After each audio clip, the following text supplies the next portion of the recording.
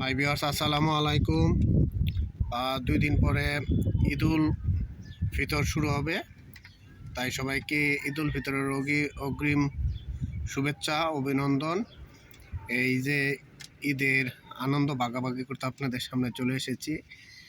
আমার সাদ বাবা এবং সাদের দাদি অর্থাৎ আমার মা এই যে আমাদের হাতে তৈরি সেমাই বানানোতে ব্যস্ত সময় পার করছে। আমরা পারিবারিকভাবে সবসময় ঈদের সময় এই হাতে তৈরি করা সেমাইটা ব্যবহার করি। আমাদের পালের গাভীর খাঁটি দুধ দিয়ে ঘন করে এই সেমাইটা তৈরি করা হয়।